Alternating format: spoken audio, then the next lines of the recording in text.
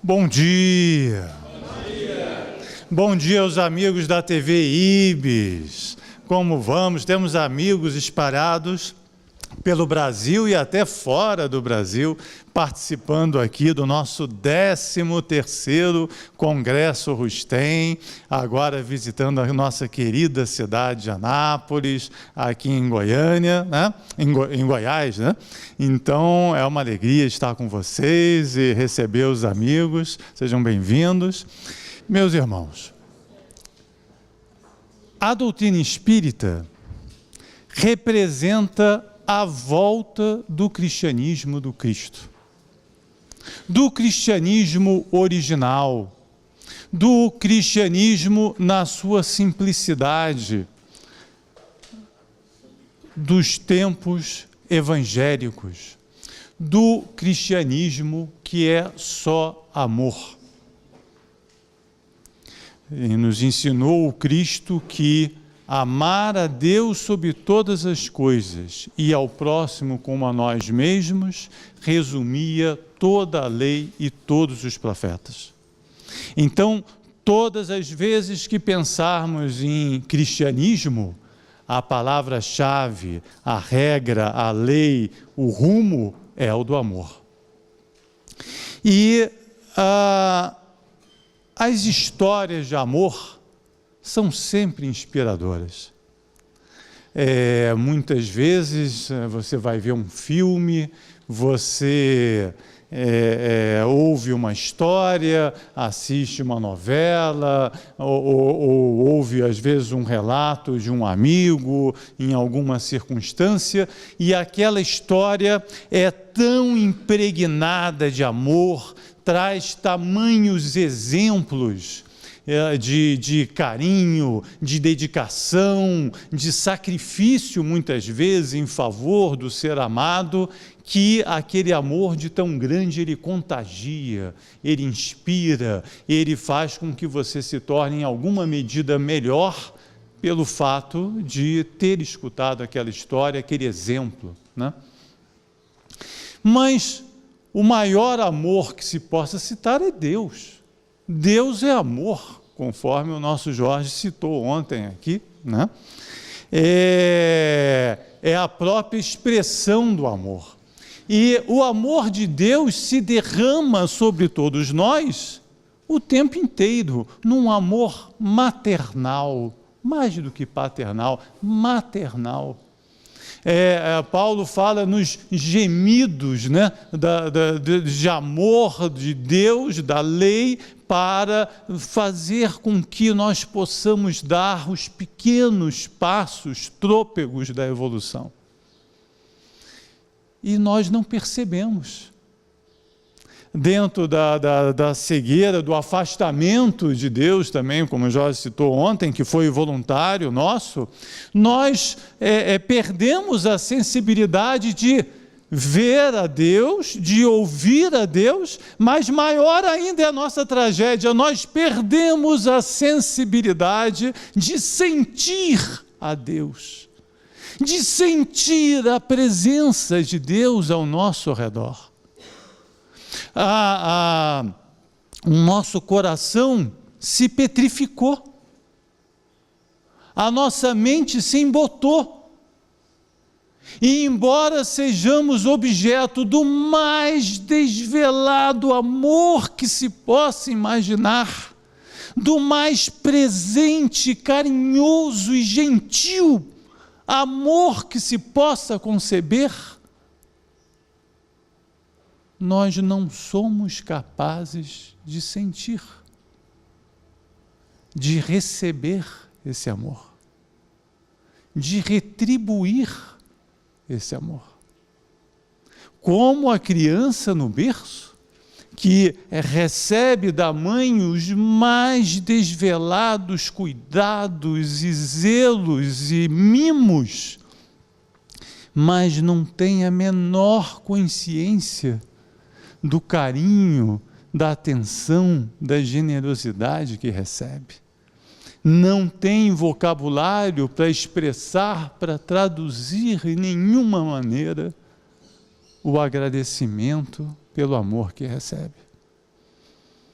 Então, nós, quando soubemos do tema aqui do nosso congresso, né, da reencarnação, nós escolhemos um caso extremado do amor de Deus, onde é possível verificar uma história completa de amor. Eu vou lhes contar hoje uma história de amor, um romance, um poema de amor de Deus por uma de suas criaturas. E uma criatura sob a qual se fez, vamos ver aqui se funciona.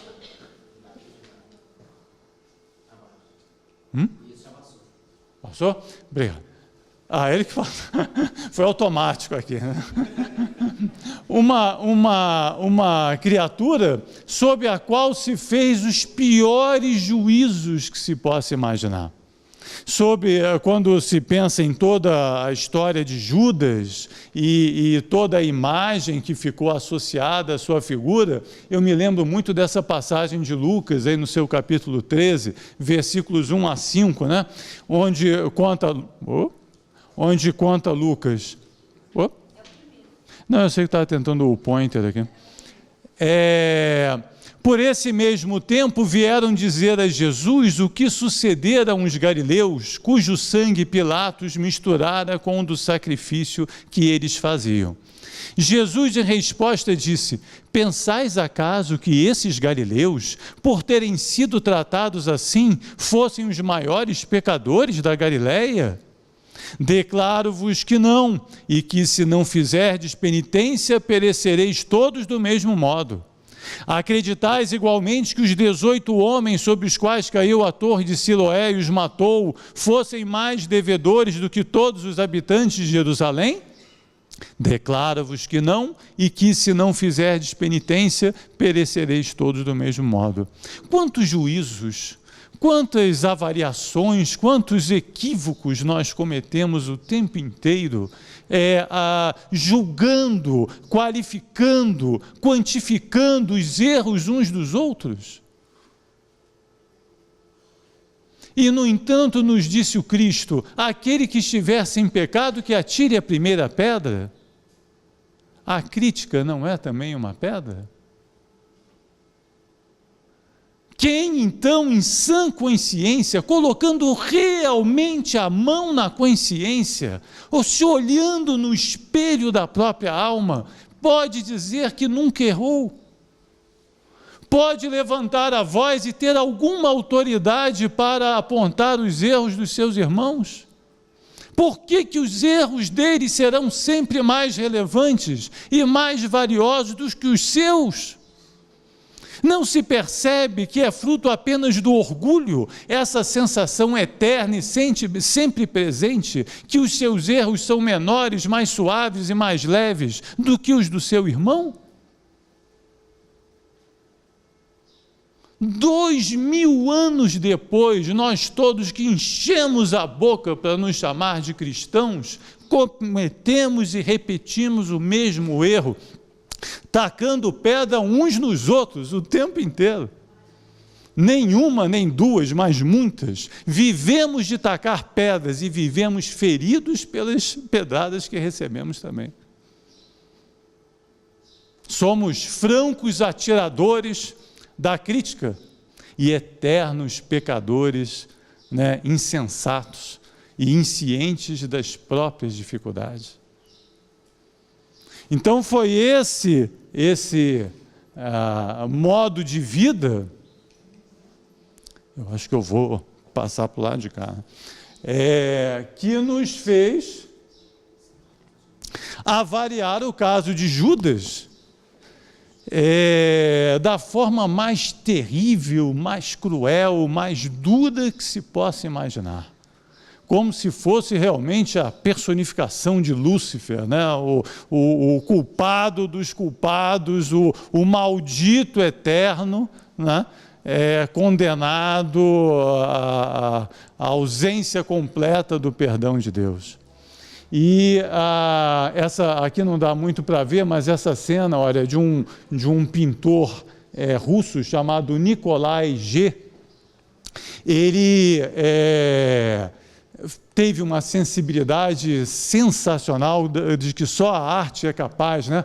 Ele coloca Judas sozinho olhando os soldados romanos levando Cristo. E esse instante em que ele fica sozinho é exatamente aquele instante que todos nós conhecemos, em que você cometeu um erro e começa a se dar conta dele.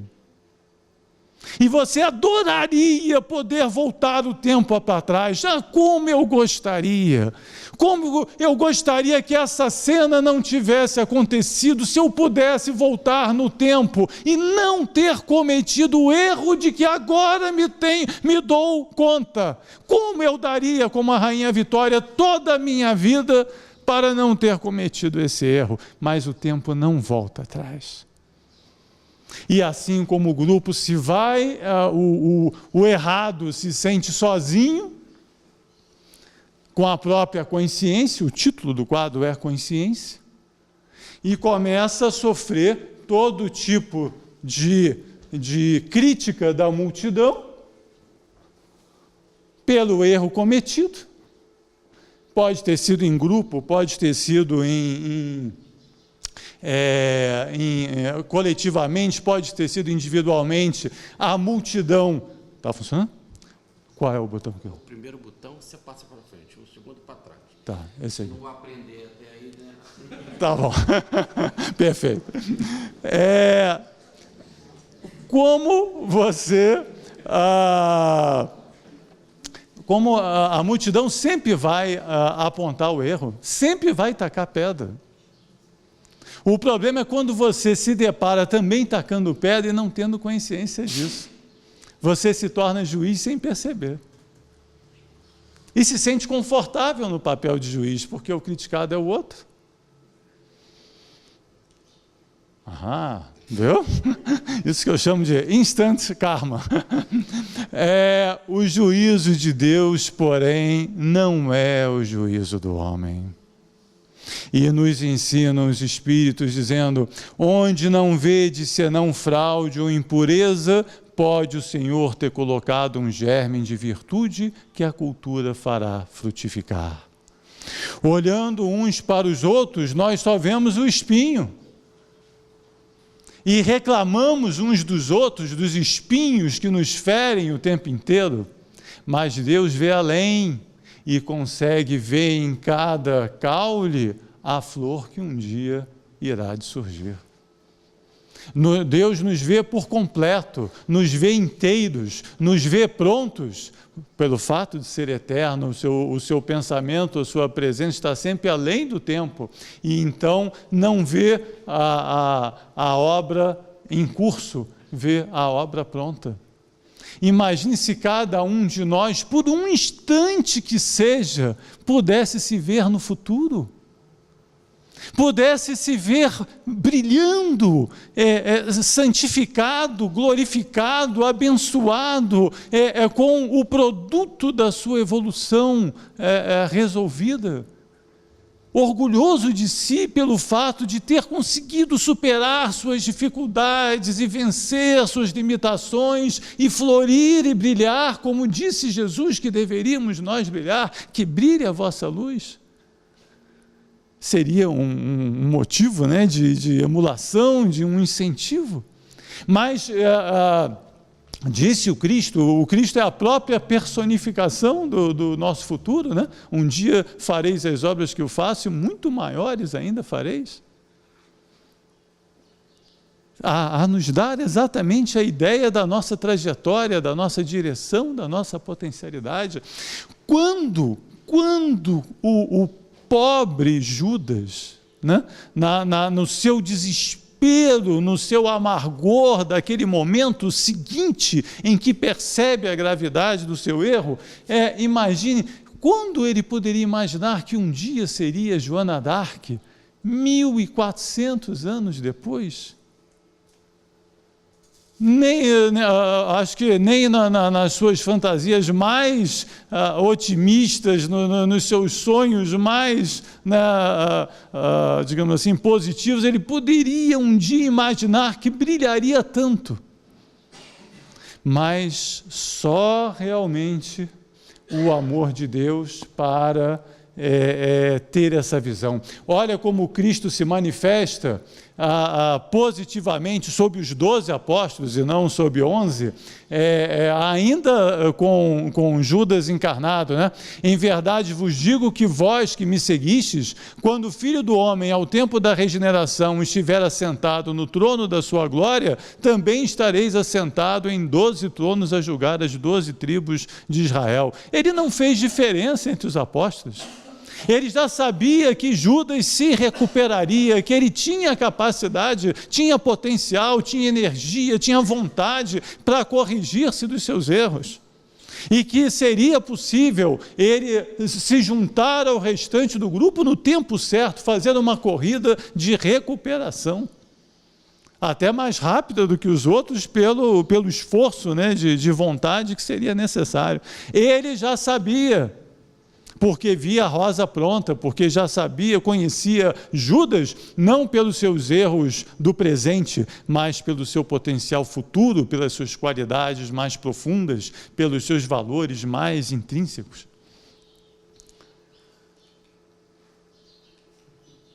Então nós vamos ver agora a história do amor de Deus em ação. Ninguém diz que foi fácil essa trajetória, ninguém diz que foi instantânea essa trajetória, mas ela é belíssima, ela é uma das melhores histórias de amor de que se tem notícia. Uma história de amor de Deus àquele que erra, àquele que tropeça, aquele que cai. E a pergunta, né, que nós precisamos fazer para nós todos: poxa, se ele fez isso por Judas, será que também fará por mim? Será que eu também terei essa chance de reparar meus erros, de corrigir os meus tropeços, de me levantar de novo? Que preciso fazer? Que direção preciso seguir para que isso aconteça? Vamos ver? A revelação de que Judas que Joana d'Arc é Judas reencarnado, né, veio através do belíssimo volume Crônicas de Além-Túmulo, de Humberto de Campos, por Francisco Cândido Xavier, numa mensagem recebida em 19 de abril de 1935. Onde ele descreve um encontro muito interessante dele, Humberto de Campos, já no plano espiritual, com Judas, né? Ele estava visitando a cidade de Jerusalém e, num determinado momento, ele vê a figura de Judas sentado, observando a paisagem da cidade, e alguém lhe contou: olha, aquele é Judas. E ele, como jornalista, né, como curioso sempre jornalista é uma raça, né, difícil, né? E ele então fica animado em conversar com Judas. Então ele conta: silêncio augusto cai sobre a cidade santa. A antiga capital da Judéia parece dormir o seu sono de muitos séculos. Além descansa Getsêmani, onde o Divino Mestre chorou numa longa noite de agonia. Acolá está o Gólgota sagrado, e em cada coisa silenciosa há um traço de paixão que as épocas guardarão para sempre. Prossegue. Aí ele, né, chega devagarinho até Judas e começa então uma entrevista singular. Pela primeira vez tem-se a oportunidade de ter uma entrevista com Judas e trazer notícias para o nosso plano da sua realidade. É uma verdade, pergunta ele, tudo quanto reza o Novo Testamento com respeito à sua personalidade na tragédia da condenação de Jesus?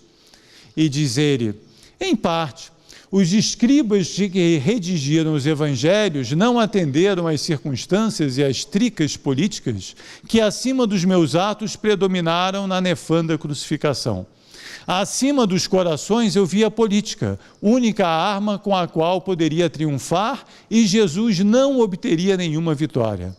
Com as suas teorias, nunca poderia conquistar as rédeas do poder, já que no seu manto de pobre se sentia possuído de um santo horror à propriedade. Então, aí tem diversos elementos para a gente começar a pensar, né? Primeiro, essa personificação de todo o problema na figura de Judas já é uma simplificação equivocada, né, por natureza. Digamos assim, o conluio que levou à crucificação do Cristo foi um fenômeno coletivo, necessariamente coletivo, com diversas partes envolvidas, no qual Judas foi um dos elementos relevantes, sim, mas não necessariamente o único, e talvez não necessariamente o principal, né? Então, aquela situação precisaria ser avaliada no seu contexto, na sua pluralidade, para um juízo justo, né? Para uma avaliação justa. Onde cada parte envolvida tinha o seu quinhão de responsabilidade, mas não a responsabilidade inteira e única. Segundo, e esse é um ponto principal,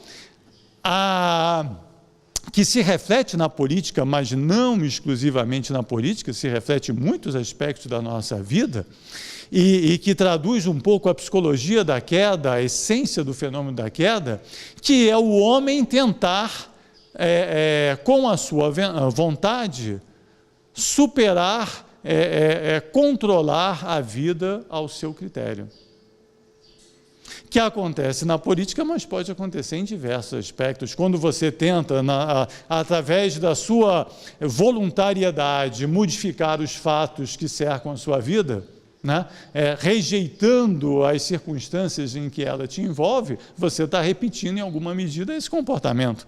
Quando você acha, não, eu vou através da minha articulação política, eu vou através da minha vontade, da minha energia, da minha sagacidade mudar todo o contexto, todo o meu entorno, você está também no fenômeno da política manifestando a mesma psicologia. Mas o principal o equívoco, o ponto central dessa história é querer colocar a sua vontade acima da vontade de Deus. Seja para a sua vida individual, seja para a vida coletiva. Então veja o caso, Judas tinha ao seu lado o Cristo, não tinha, que ele tinha como Messias, tanto é que tentou, né, fazer do Messias um rebelde terreno, humano, né? Mas tinha a pessoa mais certa que se possa imaginar, com a maior sabedoria que se possa imaginar. Mas mesmo assim, a vontade tinha que ser a dele, a partir dos seus critérios, do seu pensamento, da sua... Esse é um ponto principal, porque mais tarde se refletirá nos desdobramentos dessa história. Planejei, então, uma revolta surda, como se projeta hoje em dia na Terra a queda de um chefe de Estado. O mestre passaria um plano secundário, olha aí o egoísmo, a doutrina do eu, né? E eu arranjaria colaboradores para uma obra vasta e enérgica, como a que fez mais tarde Constantino I o Grande, depois de vencer Maxêncio às portas de Roma, o que, aliás, apenas serviu para desvirtuar o cristianismo. Então, a Madre Teresa de Calcutá tinha uma imagem para falar do orgulho, muito bacana, de que eu sempre me sirvo. Ela dizia o seguinte, que o orgulho equivale à picada de uma cobra que incha. Então, só que eu faria se a Madre Teresa me permitir, né, um acréscimo para a sua imagem, que além de inchar, ela causa também, como é aquele negócio que você tem quando tem febre? Causa delírio, né?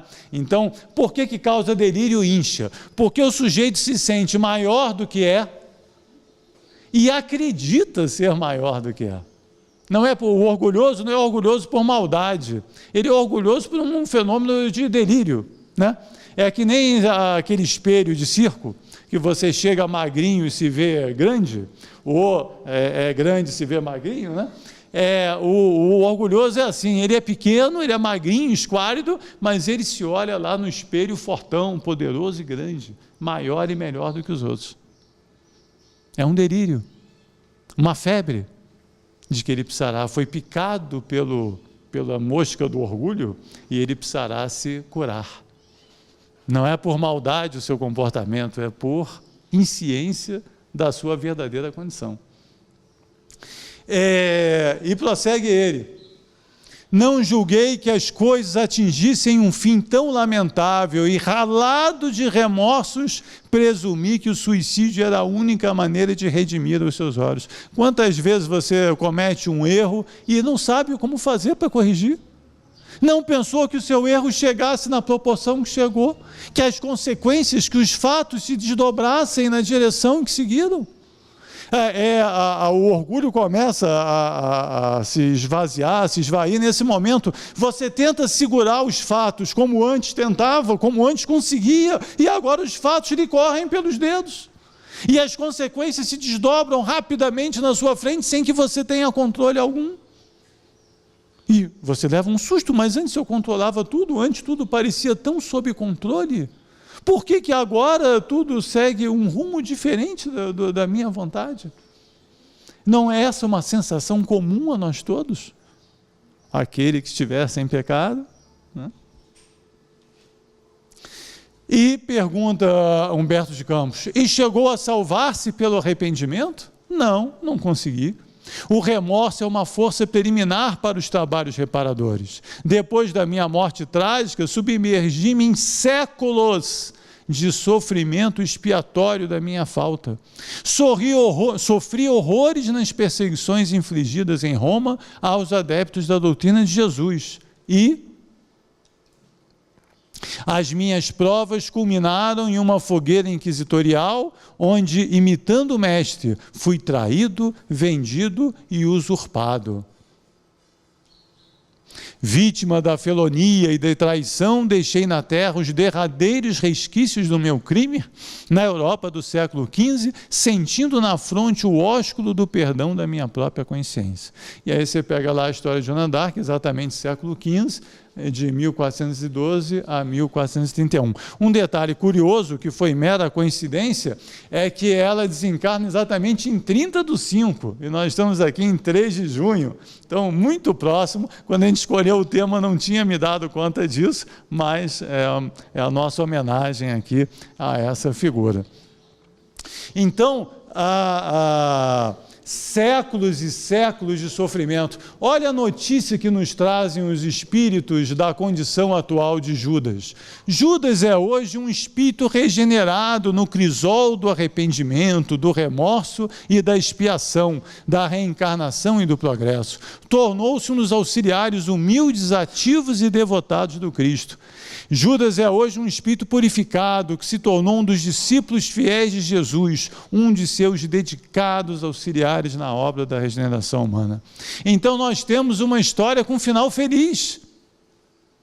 Nós temos aquele que foi apontado como o mais errado dos errados, o exemplo vivo do erro, do desvirtuamento, como um ser redimido, como um ser que resgatou através dos próprios sofrimentos, do próprio esforço, os seus erros do pretérito. Então, a nossa proposição é, deixa eu voltar aqui, o que nós podemos aprender com esse caso, o que nós podemos aprender com essa história, com esse romance de amor maravilhoso de Deus pelas suas criaturas. Eu fiz aqui um parênteses, eu queria convidá-los, quem quiser depois pode até comprar ali fora o livro, um dos textos mais belos da literatura portuguesa de todos os tempos, sob a figura de Joana d'Arc, se encontra no capítulo 4 das Noures, Os Grandes Inspirados, de Pietro Baldi. Pietro Baldi sempre escreveu maravilhosamente bem, além de toda a sapiência, de toda a profundidade, a espiritualidade dos seus textos, a sua redação, o seu texto é maravilhoso, né? Acho que junto com Leon Denis, né, que também escrevia muito bem, é um dos textos mais emocionantes, mais espirituais de toda a literatura espírita. E ele era Pedro reencarnado, né? E nesse momento aqui no volume As Noures, parece que ele, sentindo essa remissão, esse estado atual do seu companheiro, né, de jornada, ele se derrama em carinho, em amor, em amizade, e escreve de uma forma realmente ao céu na terra, escrevendo com um carinho maravilhoso, encantador, sobre a figura de Joana d'Arc e seu sacrifício. Diz ele, a certa altura: omiti para sobre ela falar agora particularmente, pois que se eleva como cimo solitário entre a multidão dos inspirados, quer pela potência da percepção, quer pela vastidão da missão e tragédia do martírio, a grande inspirada, a heroína da França, Joana d'Arc. E aí vai numa sequência maravilhosa. Jamais na história, como neste caso, as forças do espírito desceram tão perto da terra e numa luta corpo a corpo tão resolutamente se impuseram os acontecimentos humanos. Jamais o contraste foi tão vivo, a intervenção tão evidente, nem os acontecimentos foram tão intensamente violentados pelos impulsos do imponderável. Os dois mundos se defrontaram e olharam face a face, desafiando-se, e o Espírito venceu.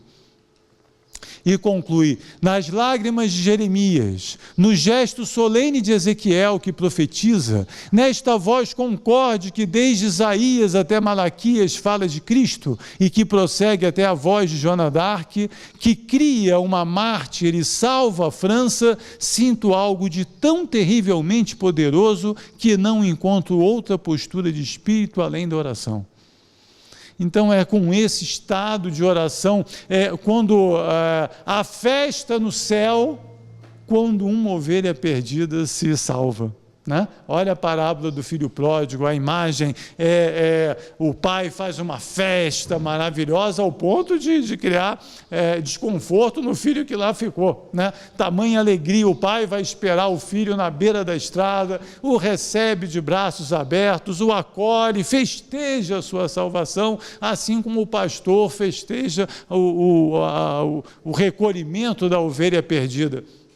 Então, a nossa postura nesse momento, diante desse caso tão exemplar, deve ser a mesma, um estado de oração, de prece por ele e por nós todos, que ainda estamos muito atrás nessa condição.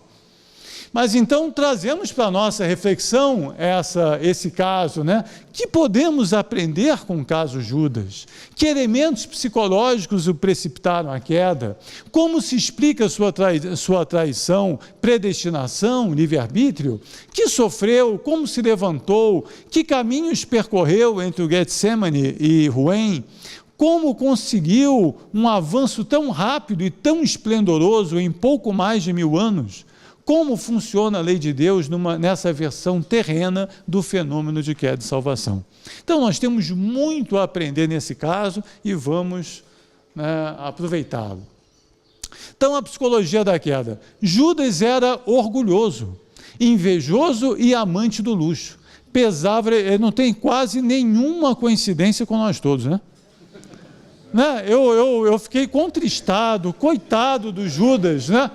Eu não conheço ninguém orgulhoso, ninguém invejoso e amante do luxo.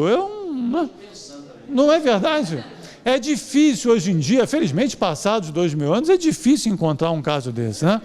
Então, só vale como estudo do passado. Esse estudo não tem nenhuma atualidade, né? Nenhuma relação com... Pesava-lhe a sua posição humilde e pobre. Ofuscava-o a auréola que cercava Jesus, a quem não podia perdoar por aquela forma atraísse a atenção de todos. A simplicidade de Jesus quase que o irritava, né? A candura de Jesus quase que o inconformava.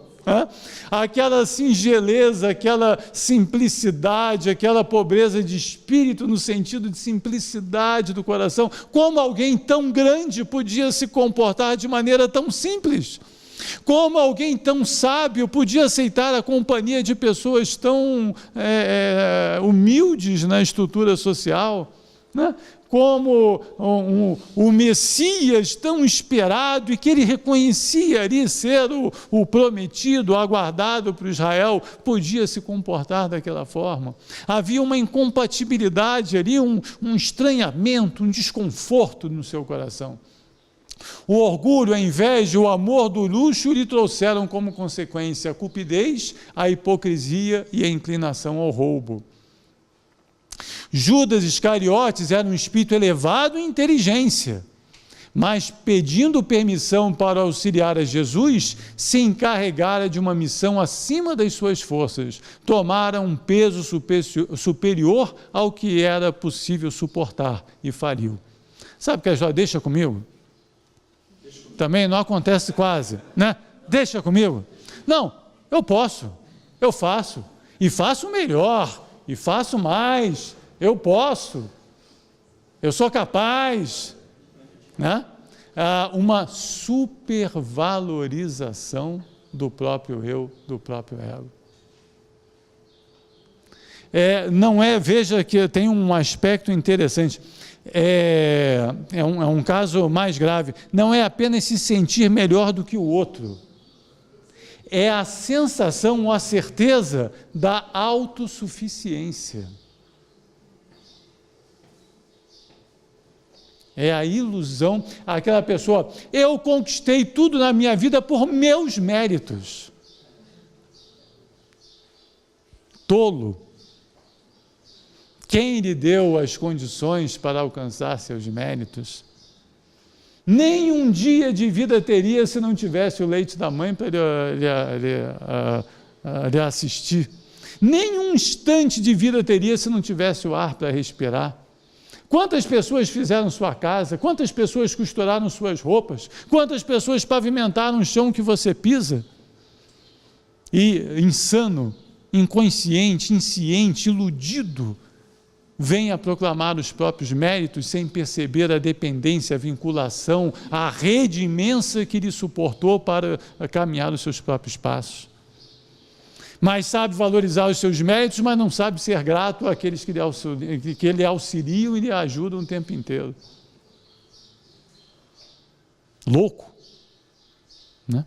Completamente louco, insciente da própria realidade da vida. Questão 269 do livro dos Espíritos. Pode o Espírito enganar-se quanto à eficiência da prova que escolheu? Pode escolher uma que esteja acima das suas forças e sucumbir. Aí vem aquela pergunta, mas Deus não avisa? Será que os mentores não avisam? Olha, você vai cair. Quantas vezes você já desobedeceu o pai e mãe? Também ninguém, né? Só acontece lá em Teresópolis, lá na minha terrinha, né? Lá em Teresópolis, os filhos às vezes obedecem pai e mãe, né? O pai, olha, vai acontecer, vai ser assim, vai ser assado. Aí você diz assim, não, que isso, eu posso, eu faço, eu aconteço. Aí acontece tudo o que o pai e a mãe falaram. Aí você, mas como é que eles... Não é? A mãe, praga de mãe, né? Como é que ela sabia isso tudo? Como é que ela pode? Deve ser médium. Como é que ela pode? Mãe tem que ser médium, né? Como é que mãe sabe tudo o que acontece, gente? Fala, vai ser assim, assim, assado, e vai lá e acontece, né? Então, que lá no plano espiritual é assim também, ó. Em vão lhe disseram ser ainda muito fraco para suportar tão grande peso, e lhe mostraram que obumbradas suas, obscurecidas as suas resoluções e esperanças pela carne, os sentimentos de inveja e de cobiça despertariam e o arrastariam inevitavelmente a uma queda, que tanto mais perigosa ele seria, quanto mais obstinado ele perseverasse no seu propósito. A nada quis atender. Então não faltou aviso, não. Como acontece com a gente corriqueiramente. Olha, né? Cuidado, pensa bem, olha o que você vai fazer. Não, deixa comigo. Eu posso, eu faço, eu aconteço. E depois lembra da mãe, né? Jesus conhecia Judas, e aqui é um dos momentos mais difíceis da história, né? Jesus conhecia Judas e lhe aceitara o concurso. A lição terrível que o esperava faloria sair afinal purificado de todos os vícios que ainda o dominavam. Foi tendo em vista esse futuro patente a seus olhos que o mestre consentiu naquele ato de Judas. Porque ficais certos, nada ocorre sem que ao acontecimento presida um princípio de eterna justiça, de inefável amor. Eu fico imaginando no plano espiritual, né? A cena de Judas todo animado diante do Cristo, não, deixa, eu vou, né? E o Cristo olhando para ele, né? E reforçando os alertas, provavelmente, que já haviam sido feitos pelos mentores dele, mas finalmente concordando, tendo em vista aquela energia precisava ser canalizada. Quanto à traição de Judas, ensina a obra dos 4 evangelhos, essa não resultou de uma predestinação. Aceitá-la como tal, aceitando as interpretações que daquele fato resultaram, importaria em negar a justiça de Deus. Nos ensina a doutrina, né? A onisciência do Senhor lhe patenteia previamente todos os resultados. Ele sabe se o Espírito vai falir ou não. Mas o Espírito goza sempre do livre-arbítrio, quer depois de encarnar, quer antes. Conforme já tivemos ocasião de dizer, ao Espírito são sempre mostrados todos os êxitos, bons e maus, com que pode contar nas provas que solicita. Seus guias o previnem mesmo das consequências que elas terão. Fica-lhe a ele o decidir tentá-las ou não. Então a gente tem a orientação, né? Se, olha, pode acontecer isso, pode acontecer aquilo, pode dar esse desdobramento, pode dar aquele outro, mas no final a decisão é sempre nossa e, né, tem que seguir o caminho. Diz o Livro dos Espíritos na sua questão 861, ninguém há predestinado ao crime e que todo crime, como qualquer outro ato, resulta sempre da vontade do livre-arbítrio. Quanto aos atos da vida moral, esses emanam sempre do próprio homem, que por conseguinte tem sempre a liberdade de escolher. No tocante, pois, a esses atos, nunca há fatalidade. Essa liberdade inerente a cada decisão nossa tem a ver com o nosso próprio ato de criação. Olha só essa passagem. Deus criou o espírito independente, livre e responsável. O Jorge não lembrou ontem aqui que nós fomos criados à imagem e semelhança? Então, olha só, os atributos divinos necessariamente devem estar presentes na sua criação. Deus criou o espírito independente, livre e responsável. Onde há espírito de Deus, é liberdade. E responsável por seus atos, que são obra exclusivamente sua, ou efeito das mais influências que ele atrai pelos seus instintos, sentimentos, pendores, influências que lhe é dado tanto aceitar como repelir no uso do seu livre-arbítrio. Muito bem, mas olha só, na obra dos 4 evangelhos, nós temos algumas mensagens de Judas. E aí, olha só o início de uma delas. Oh, como é grande esse Deus, que permite que o filho culpado encontre, na sua própria indignidade, o ponto de apoio que o ajudará a subir para a perfeição. Essa lição é fantástica. Deus, na sua sabedoria, permite o exercício da liberdade, da voluntariedade e da própria expressão, inclusive dos erros, dos equívocos, de tudo que seja, para que a partir deles o espírito aprenda. Então, a mesma coisa, se a mãe e o pai dizem assim, não faz isso porque vai acontecer aquilo, você vai desacreditar, vai duvidar, vai ficar naquela incerteza. Mas se você vai lá e acontece, a experiência vale muito mais do que a recomendação. Fica marcado para sempre. Então, Deus, na sua sabedoria, permite esse exercício pleno de liberdade, de exercício da manifestação da própria vontade, para que, a partir da experiência resultante, o próprio espírito possa fazer o seu caminho de soerguimento e de recuperação, que sempre é assegurado. Então, é uma técnica, né? A partir da exacerbação do próprio erro e da própria vontade, constrói-se o degrau da própria subida e da própria recuperação. Bendito o Senhor, né? De tamanha sabedoria, que a partir dos seus próprios passos, constrói os degraus da sua própria ascensão. Então, o que ele sofreu, como se levantou, como é que é esse processo de erro queda e recuperação e salvação. Nós pegamos alguns elementos aqui para comentar sobre isso. Primeiro, a expressão evangélica da geena, do inferno, das penas eternas, a questão do julgamento de Deus e o que nós chamamos aqui, para resumir, digamos assim, o ciclo virtuoso da queda e salvação. As torturas morais que você sofre a partir do erro, o arrependimento, a expiação e a reparação. E nós vamos aprender isso a partir do caso Judas.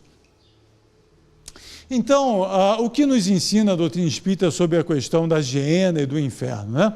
As chamas do inferno são um símbolo. Hoje a própria igreja, né, já assume como um símbolo esses fogos, essas chamas, né, as labaredas do inferno. O inferno é uma simples alegoria. Trazemos em nós mesmos o nosso inferno. O fogo da geena é apenas uma expressão simbólica ou alegórica. O inferno, já o temos dito, é a consciência do culpado e o lugar, qualquer que ele esteja, onde expia suas faltas. Então, essa é uma informação importante, porque nós saímos daquela ideia, digamos, que atendeu à infância da humanidade, de um inferno exterior localizado, para um inferno celular, né? Móvel. Né? Saímos da telefonia fixa para a telefonia celular. Né? Onde quer que se ache o espírito perverso, o inferno estará com ele. Quer lição mais importante, mais dolorosa do que essa? Você carrega consigo as memórias daquilo que fez. Você traz consigo a sua própria autoavaliação, a sua própria reflexão.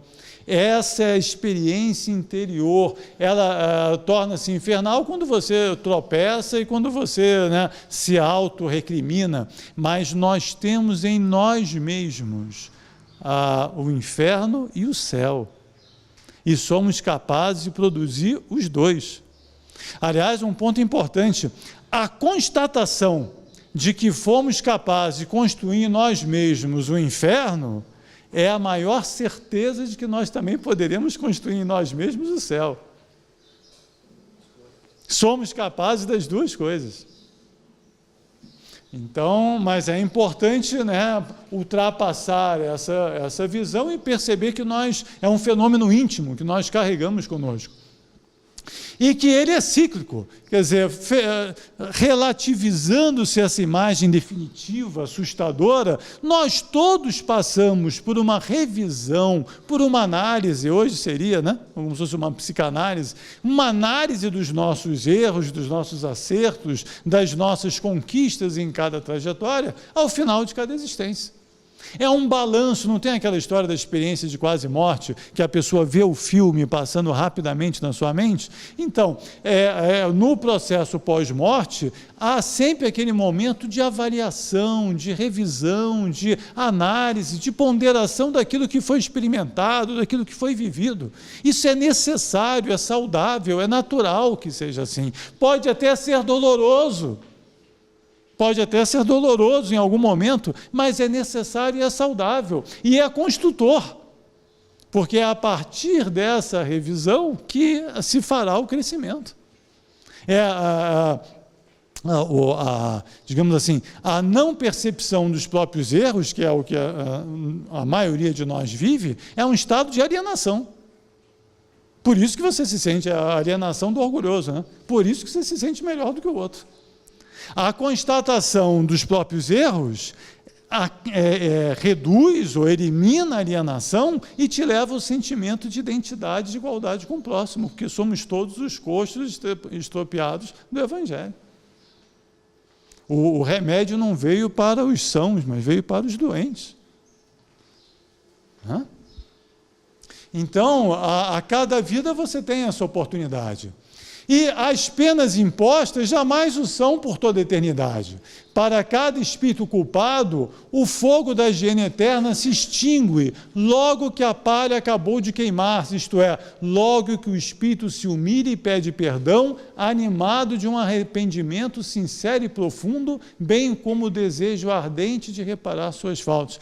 Que é a passagem mais bonita do Antigo Testamento do que o arrependimento de Davi? Há um gigante de espiritualidade, da poesia, um personagem, né, antológico de toda a tradição, né, espiritual, se percebeu em erro, o seu amargor, a sua prece pedindo perdão a Deus. Então, para todos nós, há um momento que a lágrima se seca. Há um momento em que o remorso, o arrependimento já cumpriu sua função, que é preciso levantar e se soerguer e caminhar e corrigir e reparar, sofrer as consequências do seu erro, qualquer que seja, e reparar e corrigir e seguir em frente. Reconstruir, não é? Então, e Deus sempre dá a oportunidade. A duração do castigo é subordinada ao melhoramento do espírito culpado. Nenhuma condenação por tempo determinado é pronunciada contra ele. O que Deus exige para pôr um termo aos sofrimentos é o arrependimento, a sinceridade do arrependimento, a expiação e a reparação, em uma palavra, um melhoramento sério e efetivo, porque a Deus ninguém engana, uma volta sincera ao bem. Então, onde há arrependimento, há perdão. Como nós podemos imaginar um Deus que não fosse capaz de perdoar as suas criaturas, que não fosse uma mãe amorosa capaz de soerguer o caído, o coitado, o que tropeçou? Sendo a duração da pena subordinada ao arrependimento, o espírito culpado que não se arrependesse, nunca se melhorasse, sofreria sempre, e para ele, então, a pena seria eterna. Essa eternidade de penas deve ser entendida no sentido relativo e não no absoluto. Uma condição inerente à inferioridade do espírito é não ver o termo da sua situação. Então, quando a pessoa está ali no meio do problema, ela às vezes acredita que é eterno o problema, mas não, tem solução e depende muito mais dele do que de qualquer outro. Aí continua a mesma prece de Judas.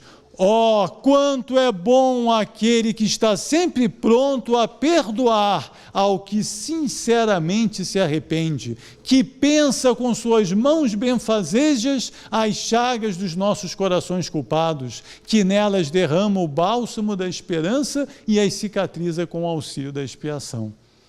Então, que gratidão enorme daquele que errou e que sente a mão de Deus presente, lhe dando a oportunidade da correção, do soerguimento, e depois, quando ele vê o resultado, quando ele vê que conseguiu, ele foi capaz do erro, mas foi capaz do acerto, foi capaz da expiação, foi capaz da reparação, e se sente finalmente em paz com a consciência, eu consegui e Deus me ajudou.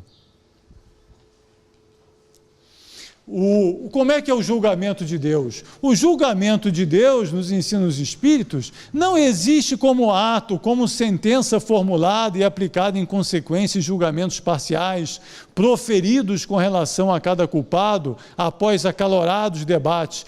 Dizem eles, guardai-vos de atribuir às coisas do mundo espiritual as mesmas intenções, as mesmas consequências que as do vosso mundo. A imagem de um tribunal, outra vez, né, de um julgamento, a acusação, defesa, é a coisa mais antropomórfica que se possa imaginar. Outra vez, o juízo está na própria consciência. É necessário que o próprio espírito faça a sua autoavaliação, a sua autoanálise. Se ele não perceber o seu erro, jamais será capaz de corrigi-lo. Se ele não aprender com o próprio erro, jamais será capaz de repará-lo. Para ser legítimo o processo, para ser autêntico, para ser positivo, é necessário que ele seja íntimo, genuíno e verdadeiro. Sem o que não será. Então, esse julgamento de Deus existe no sentido das leis de Deus que trazem as consequências para cada um naturalmente dos seus atos. Não é necessário um tribunal, o castigo é o dia seguinte. Assim como a bênção é apenas o dia seguinte. A consequência necessária, inevitável, natural da aplicação de lei de Deus a tudo que se faz e a tudo que se vive. O que é bacana é a certeza, é a percepção de que a lei de Deus está funcionando. Essa é a maior lição. É a pessoa conseguir perceber a lei de Deus funcionando na própria vida, tanto nas consequências positivas quanto nas consequências positivas. Então, o julgamento e a sua aplicação estão desde a eternidade na lei de atração espiritual. A própria pessoa atrai para si as circunstâncias inerentes aos seus acertos e aos seus erros, por um magnetismo natural. O doente atrai o micróbio, nos ensina Pietro Baus, né? O doente atrai o micróbio e não o inverso. E não o inverso. A consequência vem ao seu alcance depois que você dispara as causas que a atrarão. Ela é convidada. Assim como as bênçãos também podem ser convidadas, podem ser buscadas. A gente precisa aprender nos dois sentidos. O Espírito é quem livremente aplica a si mesmo essa lei, com a consciência que Deus lhe outorgou do bem e do mal, e ao julgamento da qual ele se acha inelutavelmente submetido. O Espírito tem o livre-arbítrio, cumpre-lhe a ele corrigir e reparar os transviamentos desse livre-arbítrio. Gente, que caso mais exemplar que o de Paulo? Né? De depois de ver ao Cristo na estrada de Damasco, perceber seu erro, foi um campeão de atitude, como se diz, insuperável na sua energia, na sua reação, na sua paixão por fazer com que agora que tinha percebido o acerto, que todos soubessem, que todos aproveitassem aquilo que ele havia descoberto. Essa disposição avassaladora, né, para corrigir o erro, essa energia, essa determinação obstinada, a palavra que está me faltando, essa obstinação, e que se verifica também em Judas e que é uma das causas da sua rápida recuperação. Depois da morte, ao fim de certo tempo, vê claramente o Espírito vê claramente o que é o que vale. Olha que frase fantástica. Então, é necessário para nós todos, assim como foi para Judas, esse momento em que você simplesmente terá a clareza da sua própria condição.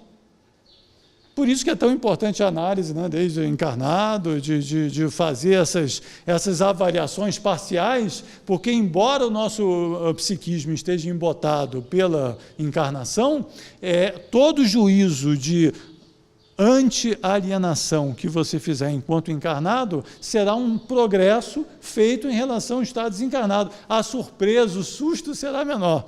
O pior é quando o sujeito chega lá em cima se achando, né?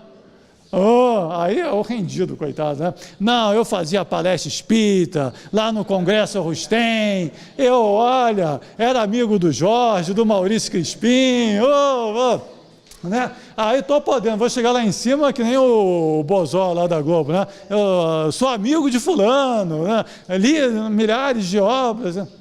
Vale nada, vale o seu sentimento. Com que amor? Lembra do Evangelho? Evangelho é amor. Então, a primeira pergunta que precisa ser feita a si mesmo, né? Com que amor você fez aquilo que fez? A quem você amou? Quem vai ter saudades suas? Quem vai chorar a sua falta? Pô, pelo menos alguém. Obrigado, amigo, obrigado. Agora lembrei do André Luiz com aquela velhinha lá do filme, entendeu? Reza por mim. Exatamente, poxa. né? Aquela velhinha do filme do André Luiz foi sensacional, né? Pelo menos uma, se tiver uma pessoa, já está valendo. Mas é isso, essa é a pergunta. Esquece o resto. Começa a prestar atenção no sentimento com que você faz a coisa, e não aquilo que você faz exatamente. Não apenas o que você faz, mas o sentimento, a qualidade emocional daquilo que você faz. Essa é a figura, né? Então, como é que funciona esse ciclo? Tem as torturas morais, a autoavaliação depois do momento que você desencarna, o arrependimento, a expiação e a reparação. Vamos ver essas etapas. Então, a situação de Judas. Não há descrição possível das torturas morais que constituem a punição de certos crimes. Mesmo que as sofre, teria dificuldade em vos dar dela uma ideia. Pela potência do Espírito, primeiro, vamos assim, né? Não vamos imaginar que Judas foi discípulo do Cristo e teve a honra de conviver com Cristo, sendo igual a gente, né? Outra vez, pelo orgulho, a gente fala aquele Judas terrível, ele já na condição de Judas já estava muito acima da nossa condição atual. Esse é um fato importantíssimo que a gente precisa se situar logo de cara. Mas Judas era muito ruim. Lembra da tal da alienação, né? A gente se olha no espelho e se acha bonitinho, tem um Photoshop no espelho ali, ó, né?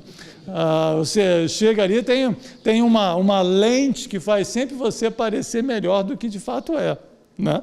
Então a gente tem um autocontentamento que está sempre presente na nossa autoavaliação. Então, a sinceridade, a intensidade do arrependimento deles são atributos de qualidade. Porque o espírito mais maduro também, quando se arrepende de maneira muito mais intensa, muito mais sincera, muito mais honesta, mais verdadeira, mais decidida do que nós no nosso mornismo tradicional. Né? A gente se arrepende assim pela metade. Pois é, aconteceu, que pena, é que eu não vi, é que eu não sabia, né? A gente sempre justifica, racionaliza, disfarça, né? Faz todo um jeito para melhorar. O arrependimento tem também qualidade, tem também proporção com o amadurecimento encontrado pelo Espírito. Quanto mais intenso for esse processo, mais rápida será a recuperação, mais rápida será a reação. Depois de passar por sofrimentos e torturas morais apropriados e proporcionados à culpa em que incorrera, aos crimes que praticara, ele viu-se abrir diante de si a via da reencarnação, que é o da purificação e do progresso. Então, houve um momento, diante do arrependimento, há perdão. E houve um momento em que esse arrependimento dele foi tão intenso, e não apenas no plano encarnado, mas tão verdadeiro. Quer falar alguma coisa? Não? Tão intenso, tão verdadeiro, tão honesto, tão convicto, que o amor de Deus se derramou sobre ele. E o abraçou, e o envolveu, como realmente a ovelha desgarrada, com todo carinho, porque ela havia se machucado no seu desterro, né? E o amor de Deus o traz, então, com todo carinho, desvelo de que é possível uma mãe, né, com a sua criança. Então, Judas, que ouvira a voz do Mestre e o não escutara, preso de remorsos quando ainda na terra e arrastado pelos remorsos ao suicídio, encontrou o perdão após a morte, sob a ação de um arrependimento sincero e profundo e do ardente desejo de expiar a sua falta. Se eu pudesse voltar atrás! Se Deus me desse a chance de reparar meu erro, de corrigir o engano que cometi. Então, esse estado, essa atitude é extremamente positiva e recebe a resposta dos céus. Então, conta-nos Maria Dolores, no belo poema de Francisco Cândido Xavier, o encontro de Judas com as vozes do céu. Depois de muito tempo, sob os quadros sombrios do Calvário, Judas, cego no além, errava solitário. Era triste a paisagem, o céu era nevoento. Cansado de remorso e sofrimento, sentara-se a chorar. Nisso, nobre mulher de planos superiores, nimbada de celestes esplendores que ele não conseguia divisar, chega e afaga a cabeça do infeliz. Em seguida, num tom de carinho profundo, quase que em oração, ela diz: meu filho, por que choras? Acaso não sabeis, replica o interpelado, claramente agressivo, sou eu, morto, estou vivo, matei-me e novamente estou de pé, sem consolo, sem lar, sem amor e sem fé. Não ouvistes falar em Judas, o traidor? Sou eu que aniquilei a vida do Senhor. A princípio julguei poder fazê-lo rei, mas apenas lhe impus sacrifício, martírio, sangue, cruz, e em flagelo e aflição, eis que a minha vida agora se reduz. Afastai-vos de mim, deixai-me padecer nesse inferno sem fim. Nada me pergunteis, retirai-vos, Senhora, nada sabeis da mágoa que me agita. O assunto que lastimo é unicamente meu.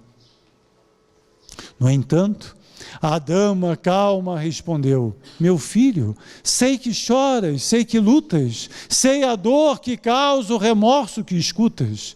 Venho apenas falar-te que Deus é sempre amor em toda parte. E acrescentou serena: a bondade de Deus jamais condena. Venho por mãe a ti, buscando um filho amado. Sofre com paciência a dor e a prova. Terás em breve uma existência nova. Não te sintas sozinho ou desprezado.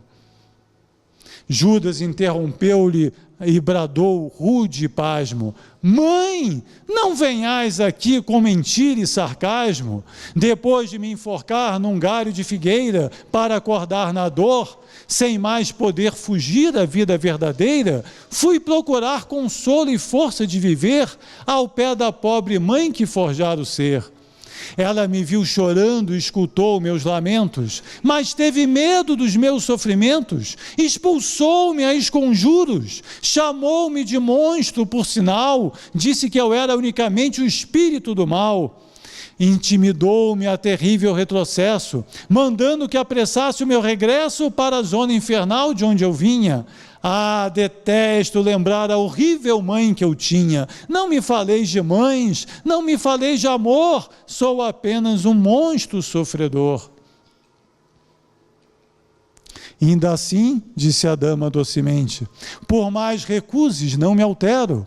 Amo-te, filho meu, amo-te e quero ver-te de novo a vida, maravilhosamente revestida de paz e luz, de fé e elevação.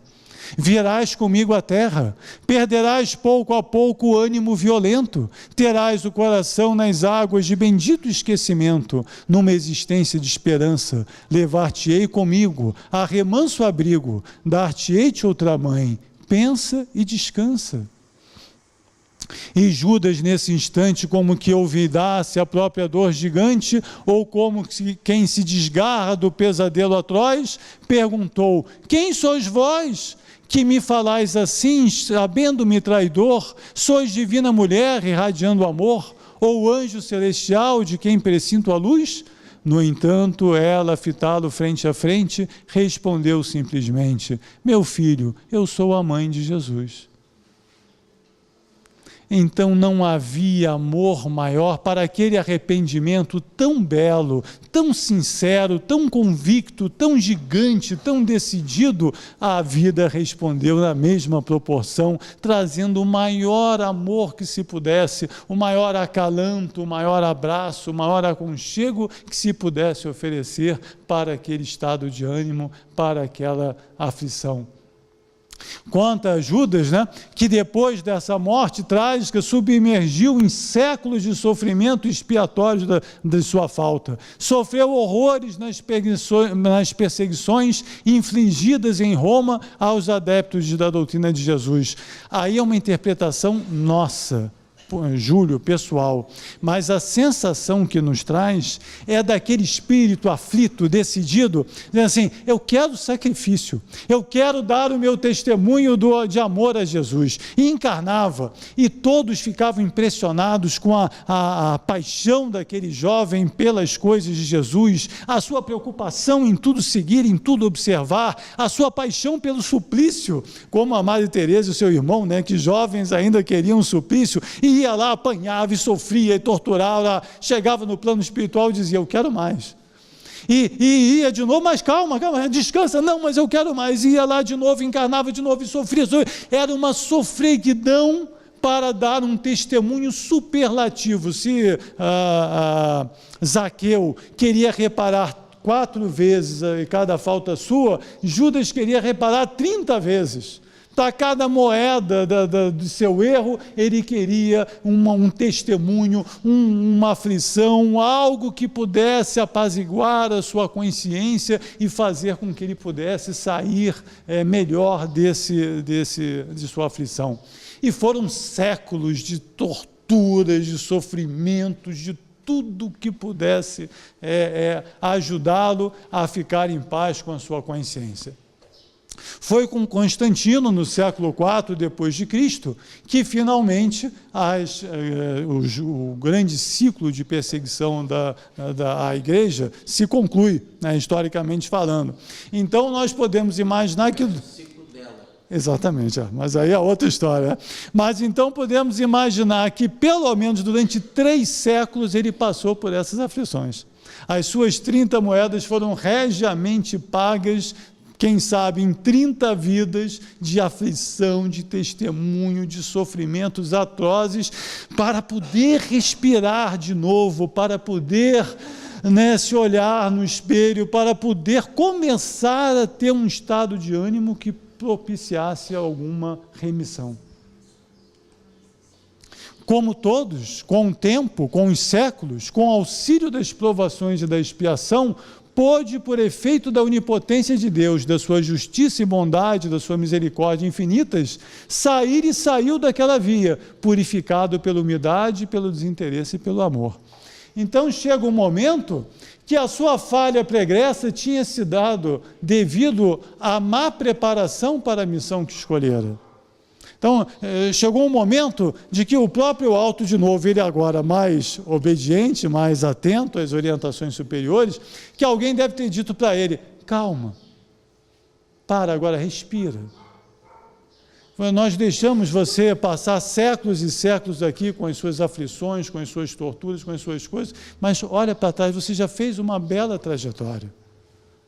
Não é mais agora a dor física que vai repará-lo, que vai resolvê-lo. Você precisa agora se preparar para um outro estágio, para a reparação do seu erro. E lembra-se, o seu tropeço na pregresso se deveu à má preparação para a missão que escolhera. Então, para que a próxima funcione, para que a reparação funcione, você precisa se preparar bem, né? Era preciso agora ter certeza do sucesso desejado, tanto quanto possível. E só uma longa preparação e total dedicação poderiam garantir o êxito. Para que a remissão fosse completa, sentia Judas em sua consciência a necessidade de sofrer o que Jesus sofrera, não apenas fisicamente, posto que isso já havia feito, mas psicologicamente, aprendendo a sujeitar-se por completo à lei de Deus, a beber o cálice amargo e padecer agora, por sua vez, a traição por amor ao bem, se possível em algo ligado à política, que for igualmente motivo da sua queda. Ou pelo menos o elemento mais presente, né, da sua queda.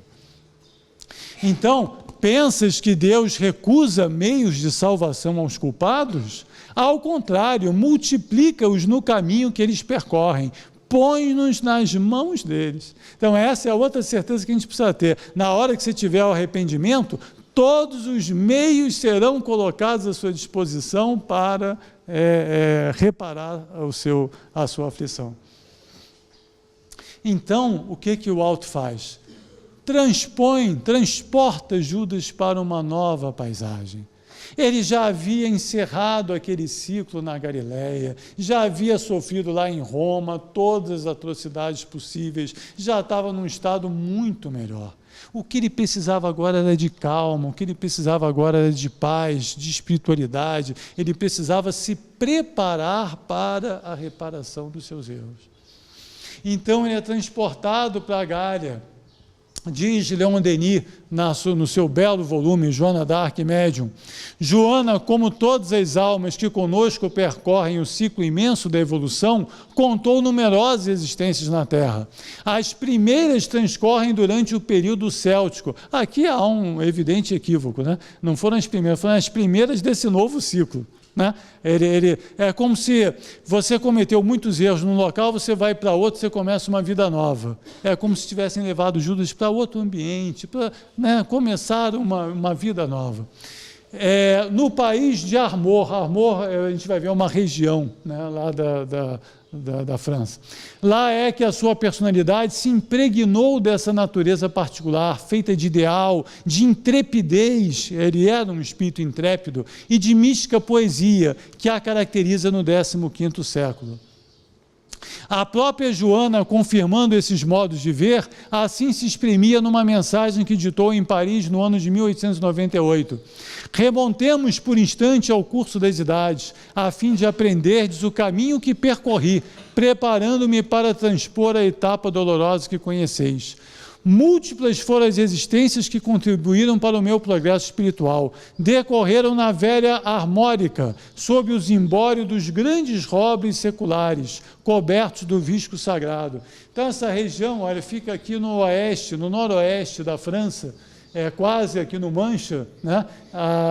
Esse é um mapa da França no século VI depois de Cristo, onde ficava uma região da Gália relativamente perto de Rouen, de Paris, das cidades onde aconteceu o próprio episódio, a própria trajetória de Joana, né? Orleans, né? Então, foi possivelmente aí, entre os druidas, que ele resgatou e aprimorou sua mediunidade. Joana era uma médium fantástica. Então ele precisava agora, né, de tempo para acalmar, para serenar isso tudo. Quem sabe não foi igualmente na corajosa e valorosa Gália, tão famosa por seus embates guerreiros desde a Roma Antiga, que aprendeu as estratégias e táticas que mais à frente lhe seriam inspiradas nas horas de testemunho. Então, a mediunidade requer o médium preparado. Joana tinha essa visão, né, estratégica, intuitiva. Bastava provavelmente um lampejo ali de intuição, rapidamente ela entendia. Num cenário de guerra, você precisa de uma agilidade, né, absurda de pensamento, de raciocínio. Qual não terá sido a sua gratidão de Judas, depois de séculos e séculos de preparação minuciosa, aquela terra e aquela gente que havia tão calorosamente lhe acolhido, sem questionar as suas histórias pregressas. Então esse é um ponto principal. Judas, Joana, precisava amar a França para se sacrificar por ela. Então, era necessário, e esse amor não podia ser repentino, né? Não tinha que ser sólido, tinha que ser um negócio. Então, foram 1000 anos. 1000 anos, do século IV até o século XV, são 1000 anos de vivência na Gália, de preparação, de cultivando esse amor por esse país que o havia acolhido tão bravamente, tão carinhosamente, e aí diz que não faria agora aquele espírito intrépido e valoroso em defesa dessa mesma pátria, ainda mais percebendo que na convergência dos seus destinos constituía-se a oportunidade de redenção. Então, em algum momento, uma conversa chegou a sua hora. Você vai ter a chance da sua... Como? O que eu faço? Você vai salvar a França. Você vai ser instrumento da vida para salvar a França. Você vai ter uma missão que vai ser exatamente o espelho, o modelo de todo o sacrifício do Cristo. E se você for fiel dessa vez, se você sujeitar a sua vontade à vontade da vida, se você souber beber o cálice amargo, você vai ter a sua remissão definitiva. E assim ele fez. Quando o servidor está pronto, o trabalho aparece. Foram 300 anos de reencarnações expiatórias e 1000 anos de reencarnações preparatórias. Conta-se a história do cristianismo na Gália a partir de Gregório de Tours, né, que teria, digamos assim, estabelecido as primeiras estruturas cristãs na Gália no século IV. Então foram 1000 anos de reencarnações preparatórias. A associação com a vida do Cristo, todos percebem, e Leon Denis destaca, a vida de Joana d'Arc tem flagrantes analogias com a do Cristo. A sua origem humilde, a espiritualidade presente, o fato de seguir a vontade de Deus contra a vontade dos homens, a traição, o pagamento da traição, quer dizer, tem a solidão, o Calvário. Havia um detalhe particular na história de Joana. Ela tinha o maior receio seu era o sacrifício do fogo. Judas já devia ter sido queimado, né, em outras vezes, então já tinha a única coisa que ela pedia é que não tivesse o sacrifício do fogo.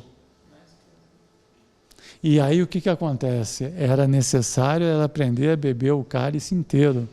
Era necessário dessa vez que ela sujeitasse sua vida por completo à vontade do Pai. Ela não podia repetir o erro do passado.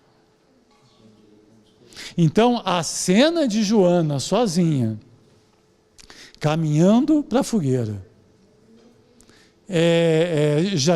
houve um momento de hesitação dela, em que ela assina lá, do jeito que sabia, a renúncia, né, digamos assim, a recusa da sua história, mas ela depois reafirma, corrige, então ela vai para a fogueira exatamente por isso, porque reafirmou a sua confiança nas vozes. E ela caminhando, né, ou sendo levada sozinha, sofrendo o apulpo da população, em direção à fogueira, é a própria expressão do Cristo subindo o Calvário. Uma solidão extrema e uma confiança absoluta em Deus. Sim. Então, os seus momentos finais, e nenhum de nós pode fazer ideia, né? O que seja, você está amarrado num poste, sabendo que daqui a minutos vão acender uma fogueira, né? É a têmpera da verdade, quer dizer, a verdade mais visceral, mais absoluta, mais concreta, mais convicta, é o teste, é a prova de fogo, realmente, é o momento máximo de decisão de uma trajetória. E ela grita por Cristo. Os seus últimos depoimentos foram da sua fé. As vozes que me atenderam eram vozes dos céus, e no torpor já do fogo, na chama acesa, o seu último grito é Cristo, é Jesus, dando um testemunho incomparável de fé, de coragem, de certeza naquele momento. E o seu prêmio maior é porque a primeira visão que ela tem no instante seguinte é o próprio Cristo, dessa vez a recebê-la com a palma da vitória, com a palma da conquista, da remissão. Foi duro recalcitrar contra os aguilhões, mas Deus é Pai de amor, e soube pegar numa história belíssima e milenar de amor, trouxe o seu filho, a sua ovelha perdida, passo a passo, a uma das mais belas vitórias que a história humana registra. Retomou assim o seu lugar no banquete em companhia dos outros discípulos, e hoje, com estes, convida todos os seus irmãos transviados a virem com e como ele sentar-se à mesa do Mestre. E nós? Judas fez seu caminho. E o maior erro que possamos cometer hoje é nos acreditar isentos de erro, isentos de necessidade de arrependimento, isentos, aptos a tirar a primeira pedra em quem quer que seja. A mensagem que nos deixam os Espíritos: o amor do Senhor se estende por sobre todas as suas criaturas. Vinde, pois, a Ele, cheios de confiança, Não são os inocentes os que precisam de perdão. Não são os fortes que precisam de amparo. Vinde, filhos, que chorais as vossas faltas. O Senhor vos enxugará as lágrimas. Vinde, filhos fracos e enfermos. O Senhor vos dará a parte maior e mais ativa do seu amor. Vinde confiantes. Como vós, também nós faríamos. Essa parte para mim é belíssima. Como vós, também nós faríamos. Como vós, também fomos culpados, também amargamos as nossas faltas e expiamos os crimes que cometéramos e as fraquezas que nos fizeram sucumbir por meio de longo e penoso labor numa série extensa de existências humanas que preparam e realizam a nossa purificação, graças à qual o Senhor nos admitiu a gozar da sua alegria. Imitai-nos, portanto, irmãos amados. Todos tendes mais ou menos o que expiar, tendes que pedir perdão. Vinde com confiança aos pés do vosso Pai, confessai vossas faltas perante o seu tribunal. O juiz é reto, o juiz é justo, mas também é Pai. Sua indulgência há de sempre prevalecer sobre sua justiça. Suas sentenças ele as profere sempre dentro dos limites das vossas forças. É credor paciente e brando, esperará que possais pagar a vossa dívida. Esperou por Judas 1400 anos antes que ele fosse capaz de pagar as suas dívidas. Ó, vinde, possa a mão que vos estendemos sustentar-vos, fazendo-vos compreender que em nós achareis grande tesouro de amor. Como disseste, Judas é hoje um espírito regenerado no crisol do arrependimento, do remorso, da expiação, da reencarnação e do progresso. Tornou-se um dos auxiliares humildes, ativos e devotados do Cristo. Esse exemplo vos mostra que não deveis nunca repelir qualquer de vossos irmãos e ainda menos excluí-lo da paz do Senhor. Assinado Mateus, Marcos, Lucas e João, assistidos pelos apóstolos José de Arimateia, Simão de Cirene. Meus irmãos, que nunca nos sintamos em condições de atirar a primeira pedra. Que Jesus nos abençoe, muita paz, bom congresso.